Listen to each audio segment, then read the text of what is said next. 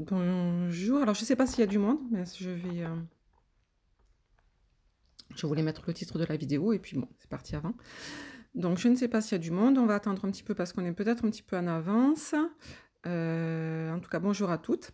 Vous reprendrez... Ah, super, super, bonjour. Donc vous reprendrez de toute façon, je sais que vous allez prendre les vidéos en live par la suite. Donc on va attendre un petit peu, hein, parce que je crois que j'ai 2-3 minutes d'avance. Bon, comme je vous disais, hein, je voulais mettre le titre avant, mais c'est pas grave. Voilà.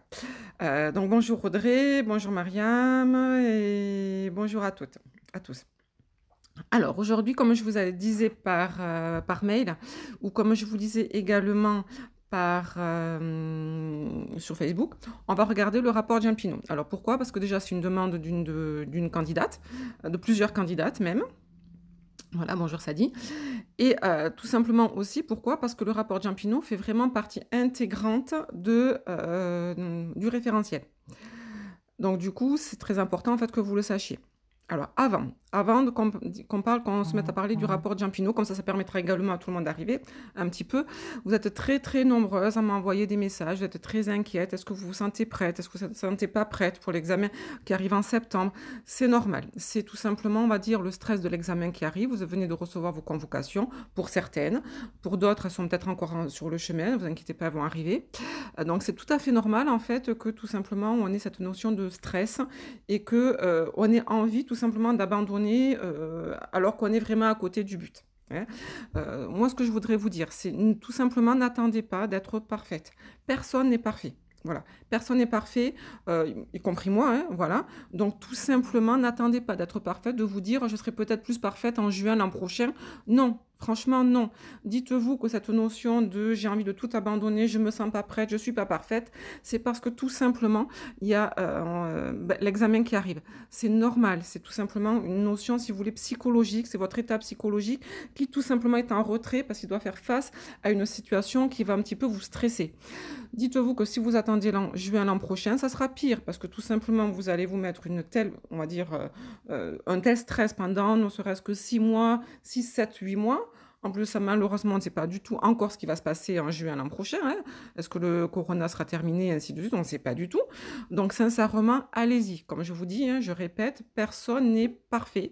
On n'attend pas d'ailleurs de vous que vous soyez parfaite. On attend tout simplement que vous soyez, on va dire, une professionnelle, une future professionnelle, on va dire plus ou moins, on va dire normale, quoi. Voilà, la perfection, même dans les professionnels les plus anciennes et ainsi de suite, la perfection n'existe pas.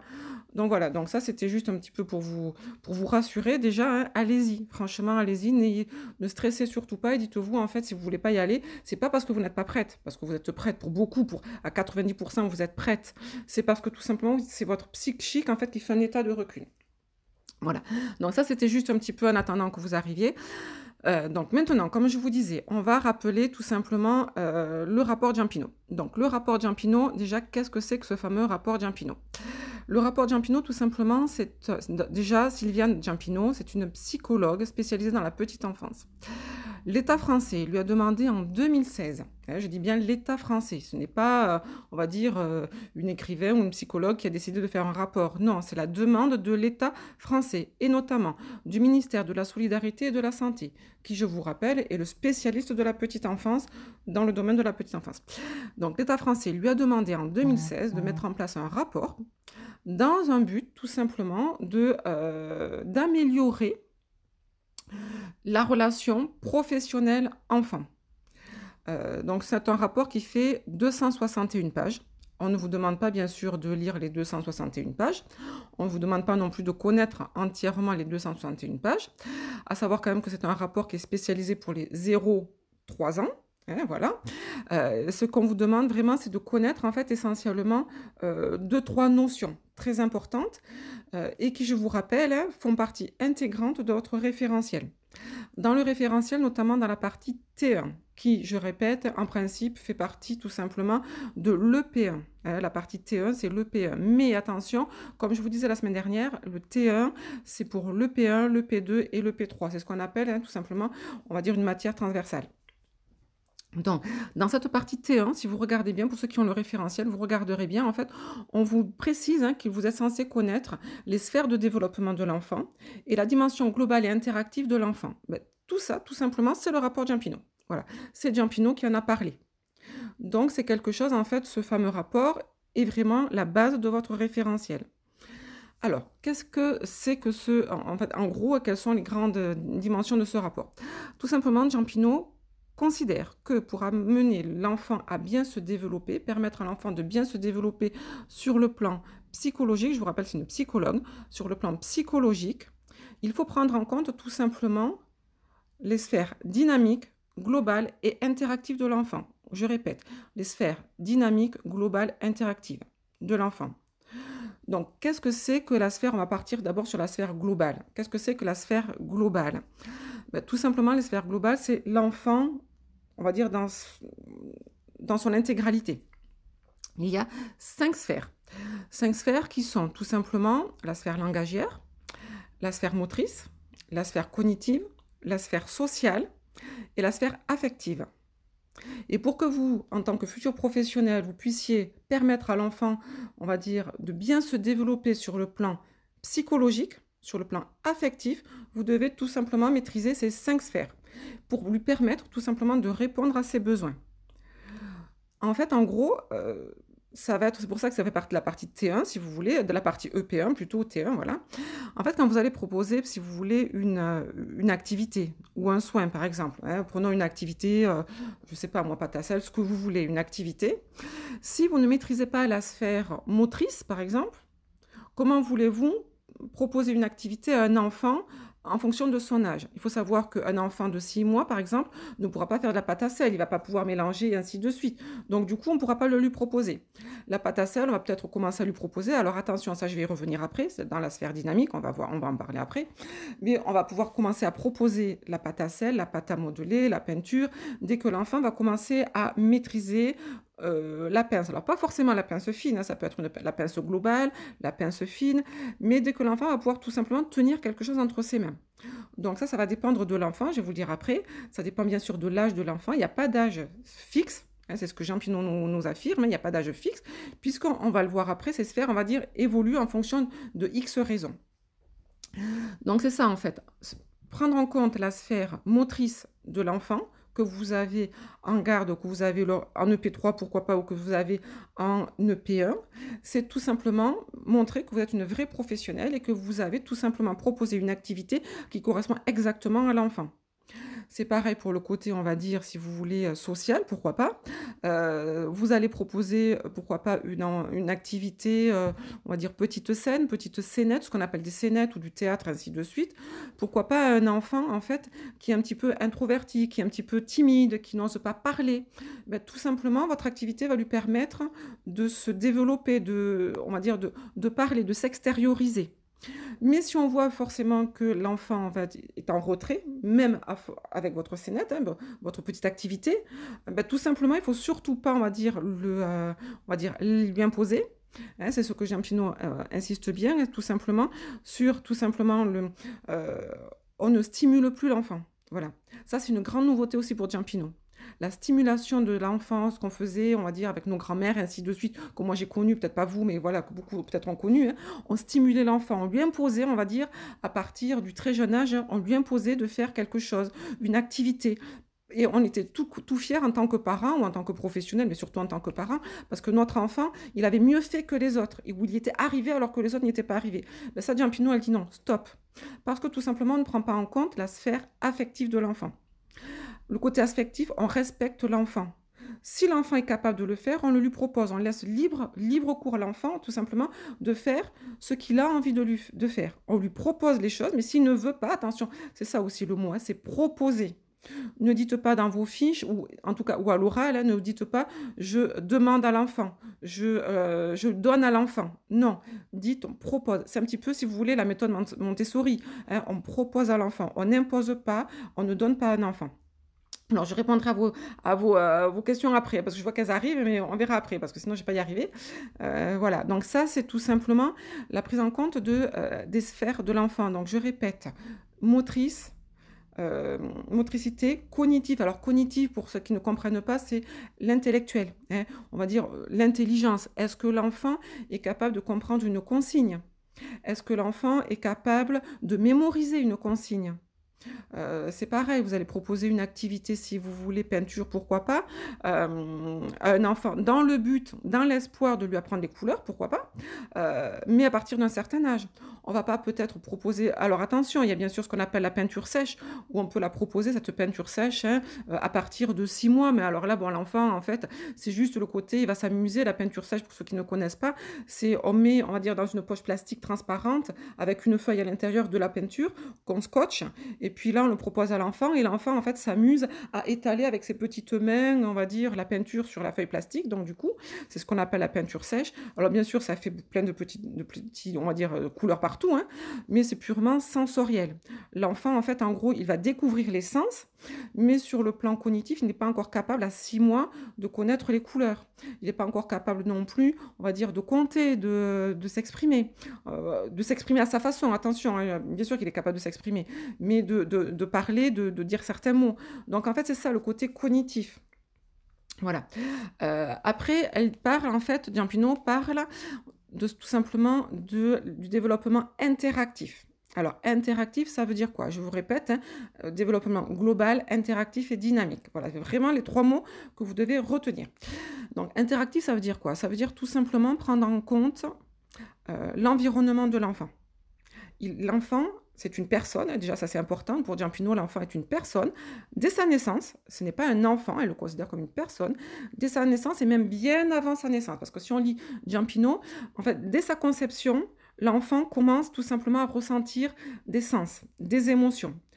Donc interactif, c'est ça, c'est tout simplement comprendre l'enfant bien avant, alors pourquoi pas, bien sûr, sa naissance, et on va dire bien avant son entrée en collectivité ou chez une assistante maternelle. Pour répondre aux besoins d'un enfant, pour comprendre un enfant, tout simplement, il faut, selon Giampino, comprendre ce qui s'est passé avant son entrée en collectivité ou en établissement chez une assistante maternelle.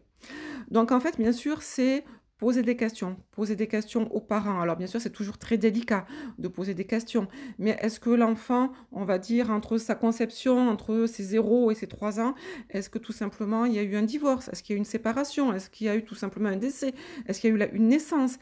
Est-ce que, voilà, ce sont des petites questions qu'une assistante maternelle, bien sûr, peut lister, hein, écrire, voilà, ou bien sûr qu'un établissement de la petite enfance peut également poser, tout en bien sûr respectant le secret professionnel et bien sûr en respectant la vie privée des parents, ça c'est obligé, hein, bien sûr, c'est évident, mais en fait c'est le seul moyen, selon Giampino, de répondre aux besoins de l'enfant. En fait, pourquoi? Parce que ça vous permettra à vous, en tant que futur professionnel, de comprendre un enfant. De comprendre l'enfant, si tout simplement, pourquoi il y a certaines activités qu'il ne veut pas faire, pourquoi en fait tout d'un coup il se met on va dire, à taper, pourquoi tout d'un coup il devient agressif. Alors bien sûr, attention, il y a des stades dans le développement. Hein, c'est-à-dire qu'effectivement, vous le savez, j'espère, à partir de 8 mois, on a tout simplement, hein, on va dire, la période de l'angoisse, hein, de la séparation. Donc ça, c'est normal. On ne va pas aller chercher, on va dire, quelque chose dans sa famille, essayer de comprendre dans sa famille, tiens, il y a peut-être un cas de maltraitance. Non, non, non, 8 mois, bien sûr, c'est normal. C'est tout simplement l'angoisse de la séparation. Alors bien sûr, si cette angoisse, elle dure trop longtemps, si elle est vraiment excessive, il y a peut-être effectivement quelque chose. Il faudra peut-être aller chercher quelque chose. Voilà. C'est ça, en fait. Le côté interactif, c'est bien sûr la famille, mais attention, il n'y a pas que la famille. Ça peut être également vous en tant que professionnel. Vous en tant que professionnel ou avec un autre professionnel, il peut y avoir tout simplement quelque chose que l'enfant ressent. Hein, Giampino dit que l'enfant, c'est une éponge, hein, il ressent tout, vraiment, et puis voilà, c'est ce qui est le cas. Hein.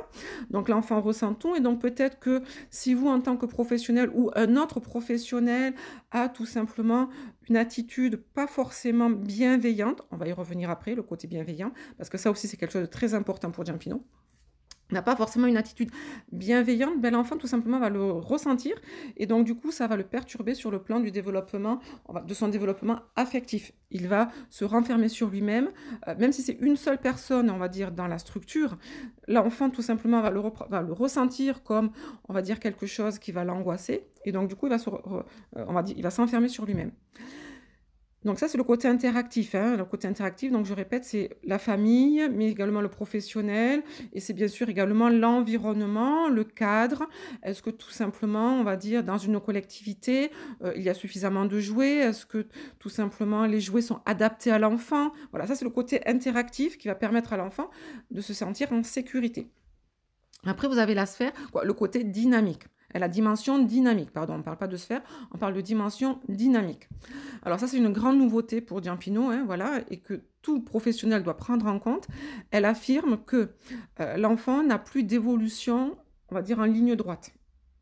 Selon elle, et selon la plupart des psychologues aussi, hein, d'accord, quand un enfant, tout simplement, va progresser dans une dimension, prenons par exemple la dimension langagière, ben, l'enfant va perdre dans une autre dimension. Donc en fait, si l'enfant commence par exemple à faire certains mots, certaines phrases, il va au bout d'un certain moment se concentrer sur la dimension langagière et donc du coup, on ne va pas forcément dire régresser, mais en tout cas, il ne va plus évoluer dans la dimension, on va dire, motrice. Il va stagner ou régresser légèrement, voilà. En fait, elle parle d'évolution en vague. Hein, d'évolution en vague, c'est-à-dire il évolue dans un certain domaine et il en perd dans un autre. Alors ça, c'est très important. Pourquoi? Parce que tout simplement, en fait, beaucoup de professionnels, jusqu'à présent, cherchaient une raison psychologique, cherchaient peut-être un traumatisme, une maltraitance, cherchaient... Non, c'est tout simplement, on va dire, sur le plan, on va dire, développement, selon Giampino, ça serait normal. L'enfant gagne dans quelque chose et il en perd dans une autre. Alors bien sûr, hein, ça ne veut pas dire qu'il n'y ait pas, on va dire, une autre raison aussi, bien sûr. Mais voilà, selon, c'est voilà, la sphère dynamique. Hein, hop, il évolue, il baisse, il évolue, il baisse. Voilà. Donc tout simplement assurer on va dire, la sécurité affective. Hein. Giampino, je répète, c'est une psychologue qui cherche à assurer la sécurité affective et qui met en place tout simplement vraiment, alors elle met des formations et ainsi de suite. Donc pour assurer la sécurité affective, il faut prendre en compte ces 3 dimensions: global, interactif et dynamique. Maintenant, revenons sur la bienveillance ou la bientraitance. C'est un mot que vous avez forcément entendu parler et qui fait partie tout simplement de la déontologie, on va dire, du professionnel de la petite enfance. La bientraitance, tout simplement, attention, ça peut être une question qui peut vous être posée à l'oral, en EP1, en EP3, mais ça peut être également une question qui peut être posée, pourquoi pas, à l'écrit en EP2. La bientraitance n'est surtout pas l'inverse de la maltraitance. La maltraitance, en fait, c'est tout simplement, on va dire, une conséquence physique. On va maltraiter quelqu'un, on va tout simplement, on va dire, lui donner des coups, lui donner des gifles, ainsi de suite. Ça, c'est la maltraitance. La bienveillance et la bientraitance, selon Giampino, c'est tout simplement, bien sûr, assurer le bien-être de l'enfant, et bien sûr, ne pas lui donner des coups, mais ça... On va dire, elle le met de côté parce que tout simplement, ça fait partie de la loi. C'est quelque chose qui est puni par la loi, donc vous avez tout intérêt à ne pas le faire. Voilà. Mais elle parle tout simplement de violence douce. Alors ça, c'est un mot que vous devez retenir, hein, la violence douce. Tout simplement, une violence douce, c'est la violence qui ne se voit pas, qui peut être bien sûr causée par un parent, qui peut être causée surtout par un professionnel. Tout simplement, tout le monde peut malheureusement être amené un jour ou l'autre à faire une violence douce sans s'en apercevoir inconsciemment. Pourquoi? Parce qu'on est fatigué, ou pourquoi? Parce que tout simplement dans notre, on va dire, vie familiale, aujourd'hui, on a quelque chose qui nous a perturbé, hein, un enfant qui est malade, gravement malade, et ainsi de suite, et on n'est peut-être pas forcément apte, si vous voulez, à aujourd'hui s'occuper d'un enfant de 0 à 3 ans qui pleure, qui est demandeur, et ainsi de suite. Donc du coup, on est peut-être un petit peu plus sur les nerfs, et donc du coup, on va pas sans s'en apercevoir, on va peut-être avoir alors la violence douce, elle fait partie de 3 catégories. Ça peut être des gestes malheureusement un petit peu plus brutaux que d'habitude, hein, une parole un petit peu plus, on va dire, sévère, sèche que d'habitude, et un regard qui va peut-être être un petit peu plus, on va dire, perturbateur pour l'enfant que d'habitude. Voilà, c'est ça cette violence douce, c'est ça la bientraitance. En fait, il faut en tant que professionnel que vous limitiez cette violence douce. Cette violence douce est donc du coup pour bien traiter l'enfant. Donc je répète, la bientraitance selon Giampino, c'est bien sûr bien traiter l'enfant, ne pas lui donner de coups, faire attention à lui, lui proposer ce qu'il veut, respecter sa famille, tout le côté déontologique du professionnel. Mais c'est surtout à vous, hein, c'est une grande, grande, on va dire, démarche pour vous, de faire attention tout simplement de ne pas avoir cette violence douce qui peut, comme je vous le dis, arriver à tout professionnel, même pas forcément professionnel, à toute personne, hein, ça peut arriver, ça nous arrive à tous, voilà, mais il faut tout simplement faire attention on va dire, de limiter cette violence douce. Pourquoi? Parce que tout simplement, comme je vous disais tout à l'heure, selon Giampino, l'enfant est une éponge, donc il emmagasine tout, il ressent tout direct et tout simplement, il va donc du coup se sentir, même si ce n'est pas, on va dire, directement, on va dire, adressé à lui, il va se sentir tout simplement, on va dire, confronté à cette violence douce et il va tout simplement se replier, se mettre en repli et donc du coup, ça va perturber son développement affectif. Voilà, donc si on résume, hein, le rapport Giampino, c'est vraiment sur la base du développement affectif. Alors bien sûr, le rapport Giampino, c'est beaucoup plus de choses, il y a plein de choses. Donc pour ceux qui veulent vraiment, ça fait partie dans le cours, hein, sur le site internet, ça fait partie du T1, 2, hein, vous verrez, il y a T1, 1, T1, 2, T1, 3. Le rapport Giampino, hein, vraiment toute la démarche du rapport Giampino, c'est le T1, 2. Donc maintenant, je vais répondre à vos questions, mais alors je vois qu'il y en a beaucoup, donc je vais essayer de voir. Alors, et aussi pour le P3, quel type de questions peuvent poser? Le P3, ben, c'est tout simplement en fonction de votre rapport, de votre mise en situation. Alors, bonjour madame, merci pour...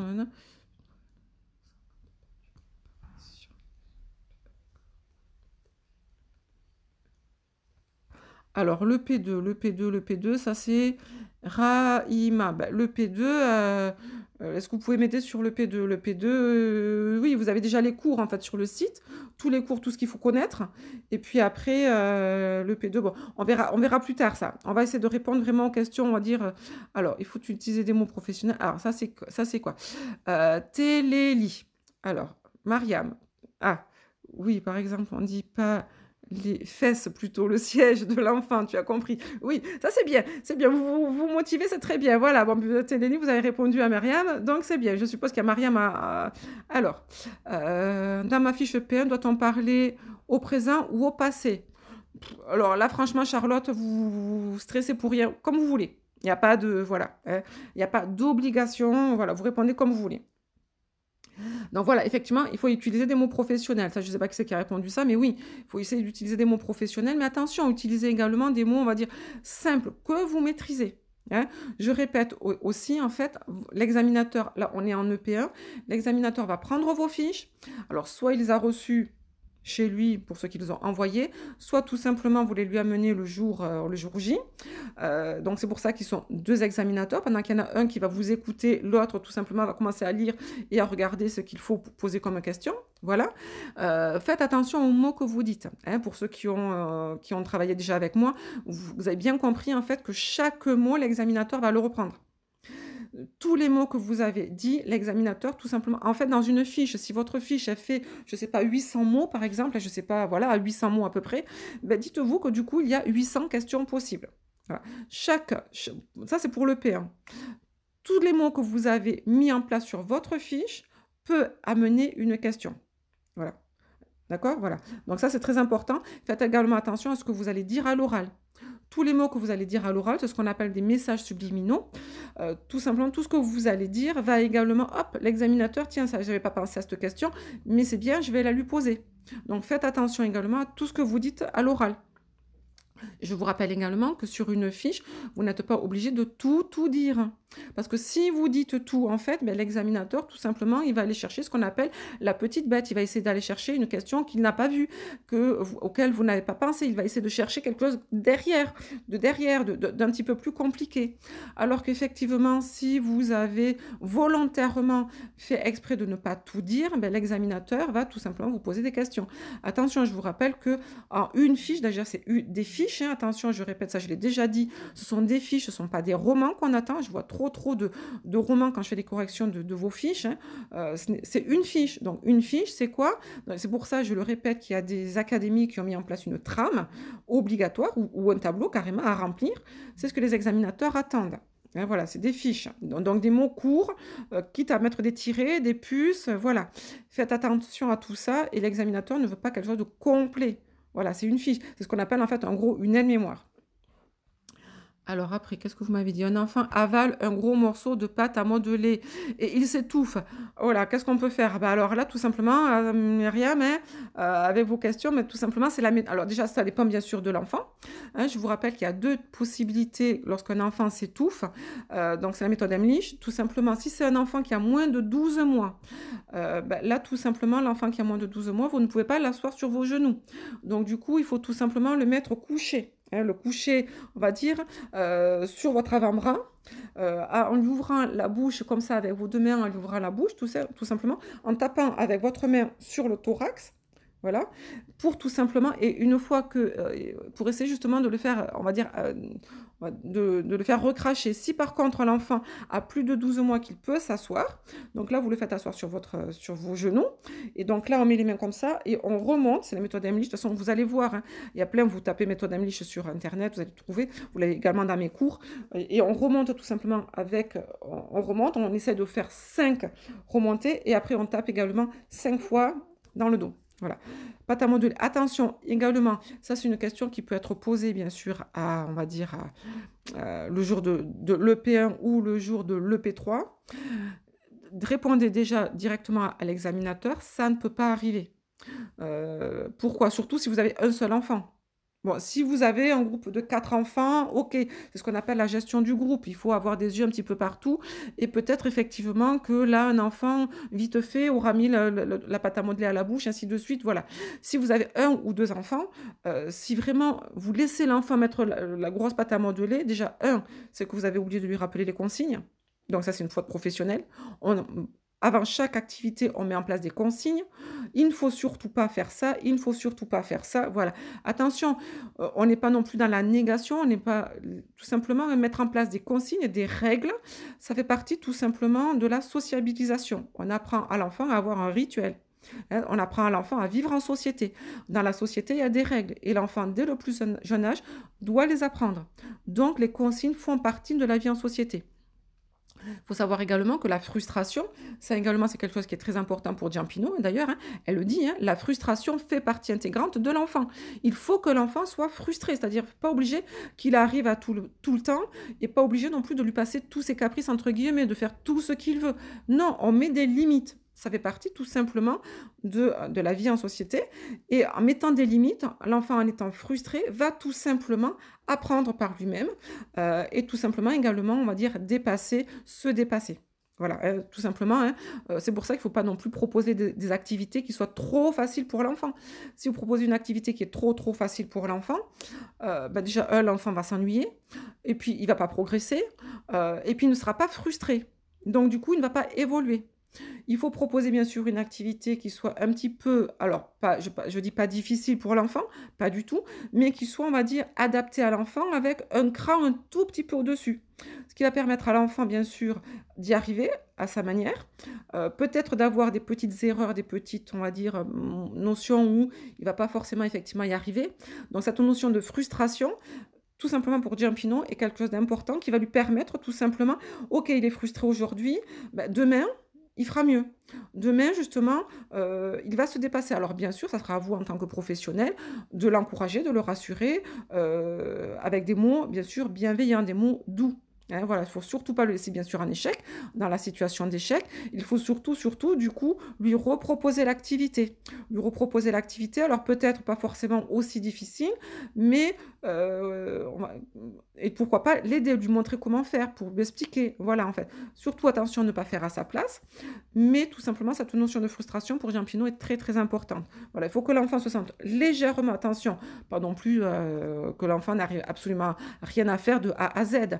Il faut qu'il y ait juste une toute petite chose qui ne soit pas forcément obligé d'arriver, pour tout simplement, hop, vous le rassurer, vous l'encourager, et le lendemain ou dans 2-3 jours, et ainsi de suite, vous lui reproposez l'activité. Et donc là, du coup, étant donné que vous lui aurez expliqué comment faire, et bien, tout simplement, il va mieux y arriver. Et donc, du coup, bon, ben, il sera content, vous allez le féliciter, et ainsi de... Et là, vous assurez son développement affectif. Alors, ça, ok, alors je repars en bas. Pour le P1, comment conclure la prestation des fiches? Donc ça, c'est Nicotina. Ok. Pour le P1, quand vous avez terminé vos fiches, ben, tout simplement, vous dites voilà, je vous ai présenté donc mes 2 fiches. Je vous remercie de m'avoir écouté. Je suis maintenant à votre disposition pour répondre à vos questions. Un truc tout simple. Franchement, vous le faites vraiment, pas de panique, comme je disais au tout début du live, hein, tout ça. Hein. Ne cherchez pas la perfection, personne n'est parfait. Ne cherchez pas à apprendre quelque chose par cœur, c'est complètement ridicule. Et en plus, ça, les examinateurs n'aiment pas du tout, hein, que vous récitiez quelque chose de, voilà, un petit perroquet. Ça fait vraiment pas professionnel du tout. Donc du coup, soyez naturel, hein, important. Et puis vous terminez, ben, tout simplement déjà en remerciant, ça c'est la base, hein. Déjà, remercier de m'avoir écouté. Je vous remercie de m'avoir écouté. Et maintenant, je suis à votre disposition pour répondre à vos questions. Un truc tout simple, bien sûr, vous le faites avec vos mots, mais tout simple. Pour la convocation, un numéro de candidat, bon, c'est de convocation. Sur la convocation, ok, bonjour, existe-t-il un produit similaire à un liniment Alors, un produit similaire au liniment oléocalcaire. Franchement, à ma connaissance, non. Mais après, attention, l'examinateur, tout simplement, lui, ce qu'il attend, hein, c'est pas du tout que vous parliez, on va dire, de... déjà, on ne cite surtout pas de nom de produit. Hein, quand je parle de nom de produit, on ne cite pas de marque. Hein, voilà, on n'est pas là pour faire de la publicité pour les marques. Voilà. Donc, tout simplement, le liniment, attention, de nos jours, hein, il y a de... Alors, c'est vraiment par vague. Toutes ces, on va dire, produits pour les nettoyer, on va dire, le siège de l'enfant, c'est vraiment par vague.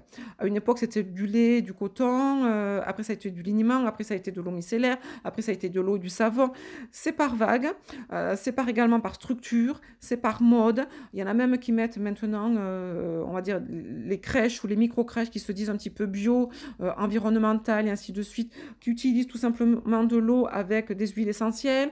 Donc voilà, donc ça c'est par vague. Tout ce que l'examinateur lui attend, c'est vraiment votre organisation et votre méthode. On n'est pas là dans le côté du produit. Pourquoi? Parce que tout simplement, sauf si bien sûr vous êtes assistante maternelle, et là, attention, vous respectez ce que les parents demandent, donc c'est pas à vous de choisir.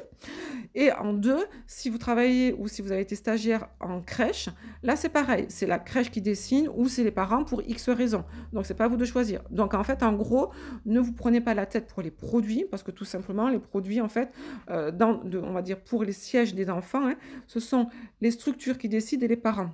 Voilà, donc en fait, vous faites en fonction. Alors bien sûr, vous, en tant que professionnel, c'est à vous, bien sûr, de mettre on va dire, d'alerter les parents si vous estimez effectivement qu'un produit ne convient peut-être pas forcément effectivement à l'enfant. Forcément, ça sera à vous d'alerter les parents. Ça, c'est votre rôle professionnel. Voilà. Mais sur le choix du produit, ce n'est pas votre rôle. Le P3 existe, doit-on apprendre les recettes des pâtes brisées, feuilletées. Ah, ok, alors pour le P3, les fameuses recettes, effectivement. Alors, 2 possibilités. Le P3, on va dire le repas, hein, sur 20 points, c'est 5 points. Je crois que je vous l'ai déjà dit. Donc 5 points, c'est énorme. Donc le repas, obligatoirement, vous aurez des questions sur le repas. Ça fait partie intégrante de la grille d'évaluation. Vous ne pouvez pas y échapper, c'est obligatoire en EP3. Là, en EP3, on va pouvoir vous demander plusieurs questions. On va vous demander tout simplement, pourquoi pas, quasiment obligé, ou à 90%, de proposer un menu. Le menu soit du jour, soit tout simplement un menu de la semaine. Si c'est un menu du jour, en fonction de ce que vous allez proposer, donc c'est pour ça, faites attention, vous pouvez commencer déjà à préparer vos menus chez vous, je vous l'ai déjà dit. En fonction de ce que vous allez proposer comme menu, vous aurez à avoir des questions sur, tiens, vous m'avez dit que vous faites une tarte, pourquoi pas une tarte aux pommes, ainsi de suite, hein, voilà. Comment faites-vous effectivement la pâte brisée, comment faites-vous effectivement la pâte feuilletée? Voilà. Pâte feuilletée, pas forcément, parce que la pâte feuilletée, c'est très long à faire, hein, c'est un feuilletage. C'est on retourne, on retourne, on retourne. Pâte brisée, oui. Pâte feuilletée, peut-être pas forcément. Pâte brisée, oui. C'est, on va dire, le classique, hein, basique on va dire, du repas. Une pâte brisée, ne serait-ce que pour faire un gâteau d'anniversaire, ainsi de suite. Une pâte brisée. Donc, si vous dites effectivement, je fais une tarte au citron, ou je fais une tarte courgette épinard, ou je fais une tarte au saumon, voilà, ça peut être une petite tarte pour l'entrée aussi. Ben là, forcément, l'examinateur va vous dire comment faites-vous votre pâte brisée. Dites-moi les ingrédients, votre démarche, et ainsi de suite. Obligé. Par contre, deuxième solution, vous êtes mis en situation donc dans l'énoncé d'une assistante maternelle ou d'une garde d'enfants à domicile qui, et c'est marqué dans l'énoncé, vous ne pouvez pas échapper, c'est marqué dans l'énoncé qui, tout simplement, souhaite faire un gâteau d'anniversaire pour un enfant, ben là, forcément, obligatoirement, il faut vous attendre à avoir la question sur comment allez-vous faire ce gâteau d'anniversaire. Alors, il y aura peut-être forcément un gâteau, ça peut être comme un gâteau, le fameux gâteau au yaourt que les enfants adorent, ça peut être tout simplement, pourquoi pas des crêpes, ça peut être, voilà. Hein, l'assistante maternelle a décidé, c'est l'anniversaire de Hugo par exemple, 3 ans, et l'assistante maternelle a décidé aujourd'hui de faire une partie crêpes. Voilà. Comment faites-vous les crêpes? Quelle est votre organisation? Donc là, effectivement, il faut connaître. Alors, on ne vous demande pas, attention, de connaître les ingrédients par cœur, 250 g de farine, 4 œufs. Bien sûr, si vous pouvez les mémoriser, c'est super. Entraînez-vous à les faire, il n'y a rien de mieux. Moi, c'est ce que je dis à mes élèves, à mes candidates. Hein. Entraînez-vous à les faire. Déjà parce que ça vous occupe, c'est très bon. En plus de manger des crêpes, hein, voilà. Moi, j'en ai fait hier, hein, voilà. Voilà, entraînez-vous et tout simplement, en fait, plus vous allez vous entraîner, tout simplement, vous allez mémoriser. Hein. Bien sûr, attention, l'examinateur, c'est pas forcément de savoir, en fait, le nombre d'ingrédients et ainsi de suite. C'est surtout votre organisation. Voilà, comment vous vous organisez, comment vous mettez en place la marche en avant, hein, marche en avant, coin propre, coin sale, on ne croise pas les bras, pardon, et tout simplement, on va chercher les ingrédients, hein, tout ce qui est au frais, au dernier moment, au moment où vraiment, vraiment c'est important. Voilà. Donc effectivement, les recettes, c'est très important. Sachez faire une compote de pommes, sachez faire une purée, sachez faire une soupe, sachez faire un gâteau d'anniversaire. Voilà, ça c'est important. Voilà. Mémorisez, on va dire, une dizaine, peut-être, une dizaine de recettes, ou allez, au minimum 5 recettes. Voilà. Pensez également tout simplement aussi, hein, aux vinaigrettes.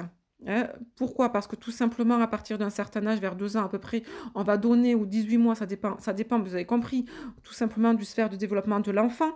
On va donner tout simplement des crudités, on peut donner des crudités à l'enfant, ne serait-ce que des petites carottes râpées. Bon, autant des tomates nature, comme ça c'est super bon, surtout quand c'est la saison. Des carottes râpées sans petite vinaigrette, c'est pas très très bon. Donc en fait, vous allez obligatoirement, surtout si vous proposez une petite carotte râpée, une petite salade de carottes râpées, comment faites-vous la vinaigrette? Ça, c'est la base. L'examinateur va vouloir savoir, est-ce qu'elle met du vinaigre? Est-ce qu'elle ou il, pardon, met du vinaigre, du sel, du poivre, ainsi de suite? On met tout simplement du citron. On va remplacer le vinaigre par du citron. Voilà, hein, d'accord? Petite cuillère d'huile d'olive, du citron. En fonction, je dis bien en fonction de l'âge de l'enfant, on peut mettre une toute petite, mais vraiment très, très, très léger de sel, pas de poivre, hein, et pas de vinaigre, bien sûr. Hein, voilà. Mais sachez faire une petite vinaigrette, ça, c'est la base. Voilà. Il y a des choses qui sont la base pour l'alimentation. Mais pour l'alimentation, ça ne sera pas que savoir faire les recettes. Ça sera également quand est-ce que vous l'interposez, on va dire, au frigo, comment vous le faites réchauffer, comment vous le servez, qu'est-ce que vous faites de la gestion des restes, plein de questions sur les recettes, sur les repas, pardon, qui, je rappelle, sur les 25 minutes, hein, on va dire, de questions, vous avez 25 minutes de questions en EP3, vous allez obligatoirement au moins avoir 10 à 15 minutes de questions uniquement sur les repas. C'est vraiment la base, le plus important, les repas et le nettoyage. Voilà, c'est vraiment repas, nettoyage, c'est vraiment le plus important.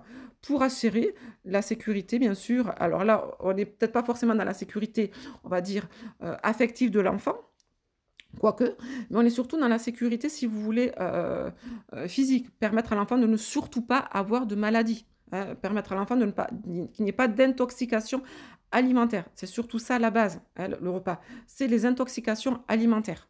Voilà.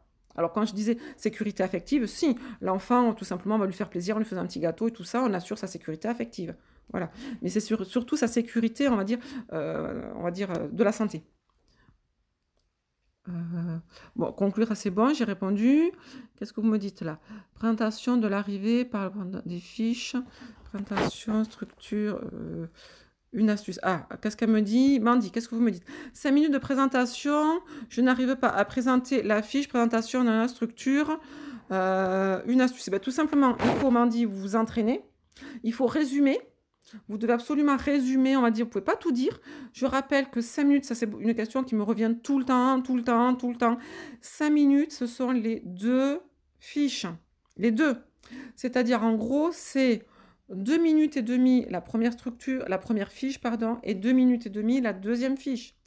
Vous devez vous entraîner, il n'y a pas de secret. Pour réussir à faire 5 minutes, on s'entraîne. Donc, en fait, bien sûr, on ne dit pas tout sur une fiche. J'ai fait une prestation exprès sur le site, parce que c'est vraiment une demande qui m'était... Donc du coup, j'ai mis une prestation sur le site où on présente la fiche en 5 minutes. On présente les 2 fiches en 5 minutes. Vous pouvez vous en inspirer, il n'y a aucun souci. Voilà, ça c'est quelque chose, en fait, il faut s'entraîner. Il n'y a pas de souci, il n'y a pas de secret. On s'entraîne, on se chronomètre, bien sûr. On ne dit pas tout, d'autant plus attention que dans les 5 minutes, vous devez légèrement vous présenter. On ne se présente pas sur les fiches, on se présente à l'oral. Bonjour, je m'appelle Béatrice Monnier, j'ai patati, je passe le CAP-AEPE dans l'espoir de devenir ou parce que j'ai un projet professionnel qui est 2. Et pour cela, j'ai réalisé plusieurs semaines de stage où je suis assistante maternelle, voilà, ça c'est en fonction de votre situation bien sûr, et à partir de là, on présente notre fiche. Donc en fait, vous avez bien compris qu'une fois que vous vous êtes présenté déjà, sur les 2 minutes et demie de première présentation, déjà vous avez pris au moins 20 secondes sur votre présentation à vous. On présente la structure, vite fait, parce que c'est pas le plus important. On présente l'enfant, les sphères de développement, attention, comme je répète, rapport Giampino, les sphères de développement de l'enfant, pourquoi avoir choisi cet enfant pour ce soin ou cette activité. Et après, bien sûr, l'examinateur, ce qu'il veut voir, c'est les trois, voilà, votre organisation en 3 parties. Le avant, le soin, ou avant l'activité, le pendant, le soin ou l'activité, et le après, le soin ou l'activité. Les 3 parties. Il faut obligatoirement que ces 3 parties y soient. Voilà. Après, bien sûr, vous dites en fonction... Bien sûr, il faut obligatoirement rétrécir. On ne peut pas tout dire. C'est pas possible. Il faut surtout parler aussi normalement. L'autre jour, j'ai fait on va dire une simulation d'entretien avec une élève. Elle est partie tellement vite, que j'ai rien compris à ce qu'elle m'a dit, en fait. Donc, parler... Alors, bien sûr, on ne parle pas lentement comme ça, mais on parle normalement. Comme vous avez l'habitude de parler. Bon, moi, j'ai l'habitude de parler un petit peu vite. J'espère que vous me comprenez toutes. Désolée. Mais... parlez normalement, il n'y a pas de souci. Voilà. Pas trop vite, pas trop lentement non plus, normalement. Et à partir de là, vous vous entraînez. C'est très important de s'entraîner. Il n'y a pas de secret de toute façon dans toutes les matières. Plus vous vous entraînerez, plus vous allez réussir. Vous ne stressez pas pour ça. Et donc, je répète, on ne dit surtout pas tout. Alors, est-ce qu'il est possible de faire passer des photos de l'activité au jury pendant l'examen? Alors, photos... Il n'y a pas de souci. Vous pouvez effectivement amener une photo. Vous pouvez effectivement amener, pourquoi pas, là je pense notamment aux assistantes maternelles. Vous pouvez, pourquoi pas, amener, on va dire, un livret sur lequel vous mettez, pourquoi pas, on va dire, la transmission. Je vous rappelle, attention, secret professionnel, pas de photos d'enfants, sauf si vous avez l'accord écrit des parents et signé des parents. Pas de photos d'enfant, donc du coup, on va flouter l'enfant, forcément, obligatoirement. Voilà. Après, vous pouvez amener des photos. Attention, si vous amenez des photos, ça veut laisser entendre que vous avez du mal à expliquer votre activité. Donc, c'est un mauvais signe. Si une activité, elle est bien expliquée, si une activité, elle est, on va dire... bien expliqué et clair pour vous, et clair sur la fiche, l'examinateur la comprendra. Si vous estimez que vous devez amener une photo, c'est que vous estimez que votre activité, elle est peut-être pas très claire, vous avez du mal à l'expliquer et que vous voulez amener une photo pour expliquer à quoi ça correspond. Donc là, attention. Deuxième solution. Alors après, bien sûr, si c'est une activité, on va dire, hors du commun, extraordinaire, ainsi de suite, vraiment quelque chose qu'on n'a pas l'habitude de voir et qui peut être, pourquoi pas, très intéressante, bien sûr, il n'y a pas de souci. Je pense notamment, pourquoi pas, une petite activité, on va dire, j'ai eu le cas notamment, hein, on va dire, un enfant qui avait fait un petit escargot, hein, une petite activité escargot, colorié, tout ça, bien coloré. C'était super mignon, c'était super beau. Je pense notamment aussi, attention, à des photos où malheureusement, alors là par contre ça ne passe pas du tout, et là malheureusement vous allez perdre du coup des points.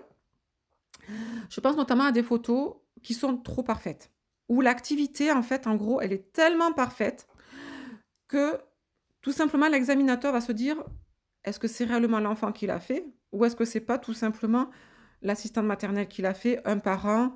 Voilà, faites attention et on en voit malheureusement, chaque année on en voit et donc du coup, si l'activité, si le dessin est trop parfait, si c'est trop, trop parfait, l'examinateur obligatoirement va se poser la question, hein, parce que malheureusement, effectivement, il y a beaucoup, beaucoup de, on va dire, de personnes qui, font malheureusement, hein, l'activité à la place de l'enfant quand l'enfant n'y arrive pas. C'est notamment pour faire les cadeaux des fêtes des mères, les cadeaux de Noël et ainsi de suite. On pense bien faire forcément, l'enfant n'y arrive pas et on veut offrir quelque chose donc du coup on continue l'activité, on fait en tant que professionnel ou en tant que parent ou en tant que voilà, on fait l'activité et donc du coup, la photo, si vous voulez, est tellement trop parfaite, le dessin est tellement trop bien en fait que les examinateurs vont obligatoirement de suite voir que c'est pas que ça n'a pas été fait par l'enfant et ça, je répète, ça arrive chaque année. Donc là, par contre, bah, vous perdez des points. Forcément et obligatoirement, vous perdez des points. Vous perdez des points parce que tout simplement, on voit bien en fait que ça n'a pas été fait par l'enfant ou ça n'a pas été fait intégralement par l'enfant en fait. Voilà. Donc, les photos, amenez-les, oui, effectivement, pourquoi pas. Si, alors je sais que par contre, il me semble que c'est Rouen. Effectivement, Rouen, il demande une photo. Là, il n'y a pas de souci. Mais pour les autres, en fait, non, il n'y a pas de photo. N'amenez pas de photo, sincèrement, ça risque de vous piéger. Voilà. Sauf si, vraiment, c'est une activité qui peut être, pourquoi pas, super intéressante et ainsi de suite. Mais sinon, moi, je vous dirais, attention, ça risque de vous piéger, donc ce n'est pas forcément la bonne solution. Alors, je suis assistante maternelle. J'ai une maman à 2 heures de retard. Je garde 2 enfants, un de 2 ans et l'autre de 6 mois. Que faire? Et au niveau de l'administration aussi, merci. Ah, si une maman a 2 heures de retard. Alors, 2 heures de retard quand? Avant de vous l'amener ou après? Si c'est 2 heures de retard pour venir le récupérer, ben là, tout simplement, il faut prévenir tout simplement les autorités. Vous n'avez pas le choix. Donc, les autorités, la gendarmerie, vous n'avez pas le choix. Voilà. Si c'est 2 heures de retard le matin, là, ben ça, c'est vous qui choisissez. Voilà. En fonction, bien sûr, donc déjà, la première chose à faire, c'est bien sûr de téléphoner, voir ce qui se passe. Hein. Peut-être qu'il y a eu un accident, peut-être qu'il y a eu X raisons. Première chose à faire, c'est bien sûr de prévenir la PMI. Hein. Si vous êtes assistante maternelle affiliée, attention, ça peut arriver dans EP3 d'être assistante maternelle affiliée à une crèche familiale. À ce moment-là, on prévient tout simplement la crèche familiale, la directrice de la crèche familiale. Donc, on prévient tout simplement. Pourquoi? Parce que tout simplement, en fait, il ne faut pas que ces 2 heures de retard, ça peut arriver, vous bloque, surtout si vous aviez prévu une sortie, d'aller au RAM ou X raisons. Voilà. Déjà, la chose à faire, c'est tout simplement, on essaye de joindre les parents, ça c'est la priorité. Si effectivement les parents ne répondent pas, on prévient la PMI, on prévient la crèche familiale si vous êtes assistant affilié à la crèche familiale. Et après, sinon, si tout simplement vous n'avez rien prévu le matin et que tout simplement vous êtes à la maison, ça c'est vous, en tant que professionnel, en tant qu'assistante maternelle, de voir si vous voulez l'accueillir ou pas. Ça c'est vous. Si bien sûr c'est un retard qui est permanent, quotidien, tous les jours, à ce moment-là, c'est à vous de mettre tout simplement, entre guillemets, une réglementation aux parents et de voir si vous voulez tout simplement continuer le contrat ou pas. Vous pouvez tout simplement faire une rupture de contrat. Voilà. Comment présenter notre fiche? Ah ben ça, j'ai déjà dit. Hein. Structure sur le nombre de personnes. Alors, pour le nombre de personnes qui ont le CAP dans la structure. Alors, oui, il y a une réglementation. Une réglementation qui est tout simplement 40 personnes maximum. Non, attendez, que je ne me trompe pas entre le maximum et les minimums. 60 personnes. Voilà, c'est 60 personnes. 60%, pardon, pas 60 personnes, excusez-moi. 60% maximum, hein, je dis bien maximum, des professionnels dans une structure, dans une crèche, 60% maximum, doit obligatoirement avoir, je l'ai déjà dit l'autre jour, hein, donc obligatoirement avoir un diplôme EJE, auxiliaire de puériculture ou infirmière ou docteur. Voilà. 40% minimum doit avoir le CAP. Voilà, c'est 40-60. Voilà. Ça, c'est la réglementation officielle, il faut le savoir. Croix-Rouge, il y a des vidéos. Ah oui, Croix-Rouge, il y a des vidéos pour... Ah, pour les... sûrement pour la méthode Emlich. Oui, bien sûr. Parce que les méthodes Emlich, effectivement, c'est enseigné par tout ça. Alors, par contre, effectivement, hein, les gestes de premier secours, surtout l'étouffement, hein, c'est à savoir. Hein, ça, c'est clair et net. C'est à savoir. Voilà. Lors du soin, pousse un petit camarade qui tombe et qui se cogne, tête contre le lavabo. Ah, eh bien, il perd connaissance. Qu'est-ce qu'on peut faire? Ah, ben alors là, Mariam, hein, vous me posez de ces questions, mais vous imaginez le pire, toujours le pire. Alors, déjà, je répète, Mariam, ça peut arriver effectivement. C'est ce qu'on appelle des accidents domestiques. Par contre, ça ne doit pas arriver si vous mettez en place, comme j'ai dit tout à l'heure, des règles. Hein. Il faut obligatoirement mettre des règles. On ne pousse pas, et ainsi de suite. En principe, entre 0 et 3 ans, les enfants respectent les règles. Alors, sauf bien sûr X raisons. Comme on l'a dit tout à l'heure, l'enfant est perturbé, il y a un divorce dans sa famille, une séparation, il y a quelque chose qui vient perturber son développement affectif. Ok, donc là, il peut être pourquoi pas perturbé et il peut tout simplement ne pas être attentif aux règles que vous avez imposées. Donc du coup, pourquoi pas, effectivement, il peut pousser son camarade et là, l'enfant perd connaissance. Et bien, tout simplement, on appelle immédiatement le SAMU. Là, si l'enfant perd connaissance, il peut tout simplement y avoir un problème, on va dire, hein, crânien. Donc, on appelle immédiatement le SAMU, les urgences, et après, et uniquement après les parents. Les parents sont toujours les dernières personnes à être averties. Toujours, vous en tant que professionnel, c'est le SAMU ou les urgences, donc le 15 ou le 18, hein, d'accord, 15 ou 18, et bien sûr après les parents. Voilà. Si l'enfant, bien sûr, se réveille entre-temps, bien sûr, tout simplement, on le rassure, on le surveille en attendant l'arrivée des secours. Voilà. Pour la tenue des chaussures talons. Ah non, ah non. Je suppose que ça, c'est pour les oraux que vous me parlez. Non. Allez-y, plat, à plat. Hein, chaussures plates. Voilà. Pourquoi vous êtes en situation professionnelle? On ne va pas travailler avec des chaussures à talons. Alors, bien sûr, attention, ça dépend de ce que vous appelez talons. Si c'est des talons comme ça, voilà, si c'est des petits talons comme ça, il n'y a pas de souci. Mais des grands talons, quelque chose qui vous empêche, entre guillemets, de marcher, de courir, parce qu'il va falloir de temps en temps courir avec des enfants, non, pas de talons. Hein. Pas de talons, pas de maquillage, allez-y, naturel, propre, naturel, comme si vous alliez travailler. Voilà, une tenue, on va dire, bien, une tenue propre, une tenue dans laquelle vous serez à l'aise. Pas de voile, c'est une question qu'on me pose très souvent. Pas de voile, vous allez être face à des examinateurs du public, hein, de la fonction publique, donc il n'y a pas de voile. Après, vous ferez ce que vous voulez chez vous, en tant qu'assistant maternel ou en tant que... Voilà. Mais en tout cas, devant l'examinateur, il n'y a pas de voile. Pas de talons, pas de maquillage, pas de gros bijoux, des petites boucles d'oreilles si vous voulez, un petit pendentif si vous voulez, petite bague, ça, il n'y a aucun souci, mais pas de gros bijoux. Voilà, comme si c'était une tenue professionnelle.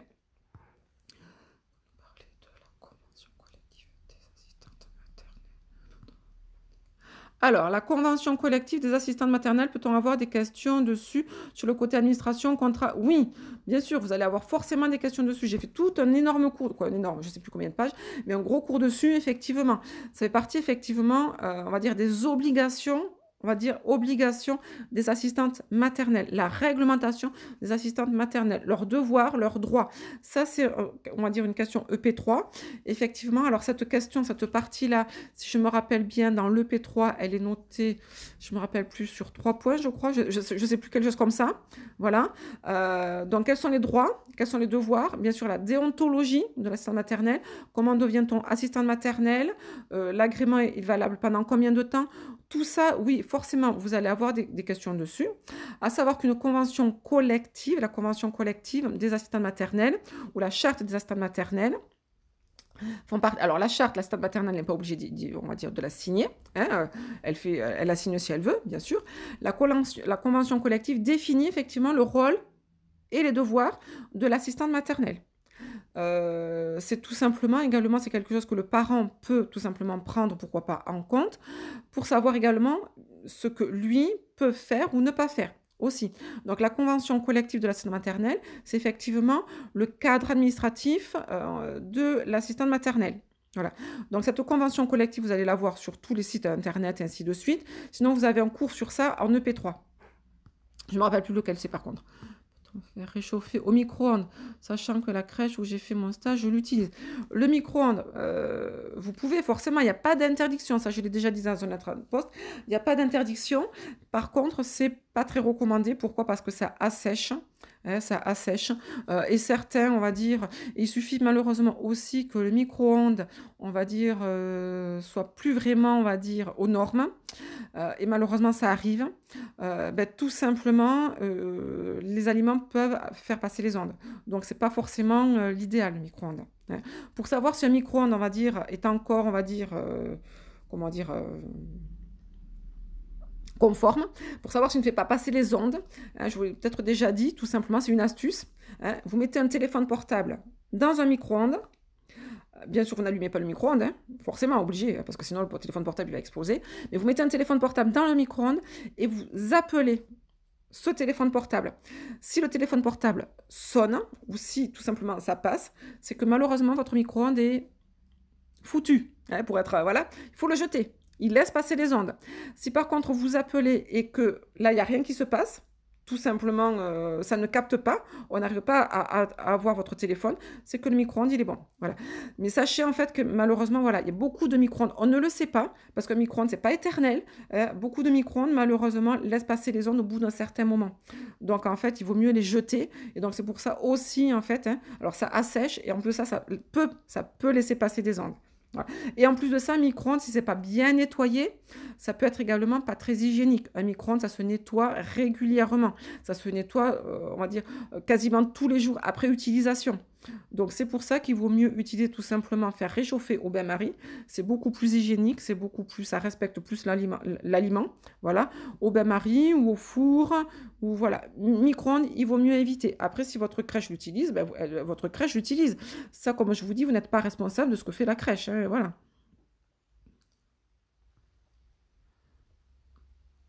C'est quoi le développement d'un enfant de 1 à 4 ans? Ah, 1 an et 4 mois. Oh là.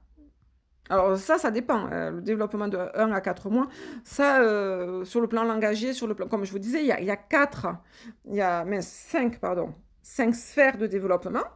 Hein, 5 sphères de développement, donc tout simplement langage. Alors effectivement, on va vous poser la question, si vous avez tout simplement choisi dans vos fiches un enfant qui a 4 mois, et si dans vos fiches, vous n'avez pas pensé à présenter les sphères de développement, bah, tout simplement, l'examinateur obligé, attendez-vous à ce qu'il vous les pose. Ça, c'est clair et net, donc il faut s'y attendre. Donc, bien sûr, comme je disais tout à l'heure, comme je vous l'ai dit tout à l'heure, ça va défendre, en fait, hein, le développement, il n'est pas en ligne droite, il est interactif, donc il va évoluer en fonction de ce que l'enfant va avoir tout simplement développé. Donc 4 mois, ben, l'enfant tout simplement sur le plan langagier, ben, il babille, hein, il fait voilà. Hein. Ça dépend bien sûr après des enfants, il y en a qui tout simplement ne parlent pas du tout. Ça dépend des enfants. Il y a pas, c'est pas à 4 mois il fait ça, 4 mois il fait ça, 4 mois il fait ça. Ça dépend des enfants. Alors bien sûr, après, il y a, entre guillemets, plus ou moins des normes. À 4 mois, en principe, il est censé babiller. À 4 mois, il ne s'assoit pas. Hein, il ne s'assoit pas tout seul en tout cas. Donc voilà. À 4 mois, il a plutôt une préhension, on va dire, volontaire et globale, c'est-à-dire qu'il attrape tout ce qui touche, hein, tout ce qui est devant lui. Il n'a pas une préhension fine. Voilà. Tout ça, en fait, il faut le savoir. Par contre, à 1 an, ça dépend des enfants. Il y a des enfants qui vont pouvoir, sur le plan langagier, être en monosyllabe, faire mama, papa. D'autres qui vont tout simplement faire carrément des syllabes, hein, ou voire des doubles syllabes. Maman, papa, voilà, mono, double. À 1 an, bon, c'est très rare qu'un enfant fasse des phrases, mais il y a des enfants qui font des phrases. Voilà, ça dépend aussi. Pareil, à 1 an, il y a des enfants qui marchent, d'autres enfants qui ne marchent pas. Il n'y a pas, si vous voulez, il ne faut pas mettre, ne faites surtout pas l'erreur de dire un enfant à 1 an fait ça, un enfant à 4 mois fait ça. Non, ça dépend des enfants. Voilà. Bon, par contre, il va falloir, désolé que je vous laisse, parce que j'ai un Skype à 11 h, donc je ne pourrai pas répondre à toutes les autres questions. Donc, on se revoit vendredi prochain à 10 heures, toujours pareil. S'il y a quelqu'un qui a une petite idée d'un cours, ainsi de suite, vous me l'envoyez par Messenger. Je vais essayer d'y répondre. D'ailleurs, j'ai vu que j'avais 7 messages, je n'ai pas encore répondu. Désolée, je suis un petit peu en retard dans mes réponses aux messages. Donc, on se revoit vendredi prochain, 10 heures. Toujours pareil, hein, faites-vous une petite liste, pourquoi pas. J'essaierai d'y répondre. Vous voyez, je ne peux pas répondre à toutes parce que, bon, à 11 heures, j'ai un Skype. Tous les vendredis, j'ai un Skype. Donc, voilà. Donc, prenez des notes et je vous souhaite du bon courage. Et surtout, je répète, n'attendez pas d'être parfait pour passer l'examen. Personne n'est parfait. Donc, pas de stress. Allez à l'examen, même si vous sentez que vous n'êtes pas prête ou pas prêt. Allez à l'examen. Ne vous mettez pas un poids de plus à attendre le mois de juin 2021, c'est complètement ridicule. Franchement, allez-y. S'il faut, vous l'aurez. Si vous ne l'avez pas, c'est pas grave, vous le repasserez en septembre, en juin 2021. Voilà. Mais allez-y, surtout. Voilà. Donc, je vous dis à très bientôt, à vendredi prochain, et bon courage. Et merci d'être parmi nous. Vous êtes très nombreux aujourd'hui, c'est super. Au revoir, merci.